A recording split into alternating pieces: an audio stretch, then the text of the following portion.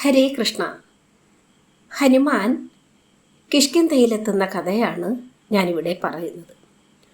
സുഗ്രീവനോടൊപ്പം കിഷ്കിന്ധയിലെത്തിയ വീരഹനുമാനെ സുഗ്രീവൻ തൻ്റെ സഹോദരനായ ബാലിയെ പരിചയപ്പെടുത്തി.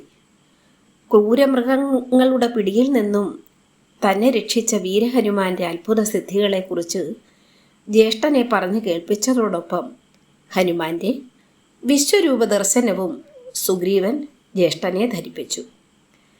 വീരഹനുമാന്റെ അത്ഭുത സിദ്ധികളെക്കുറിച്ച് കേട്ടറിഞ്ഞ ബാലി ഹനുമാന്റെ സംഗീത ആസ്വാദനത്തിനുള്ള ഏർപ്പാടുകൾ ഉണ്ടാക്കി.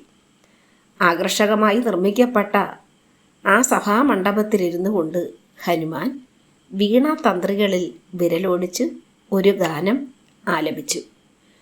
കാതിന് പീയൂഷധാര ചൊരിയുന്ന ആ മധുര ഗാനങ്ങൾ ശ്രവിച്ച് ബാലിയും കിഷ്കിന്ധ നിവാസികളും ആനന്ദ നിർവൃതി അടഞ്ഞു.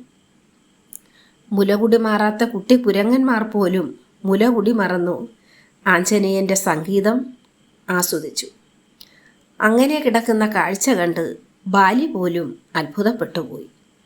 സംഗീതപ്രിയനായ ബാലി അനേകം സംഗീത സദസ്സുകളിൽ പങ്കെടുത്തിട്ടുണ്ടെങ്കിലും ഇത്തരത്തിൽ ഹൃദയഹാരിയായ സംഗീതം കേൾക്കുന്നത് ഇതാദ്യമായിരുന്നു.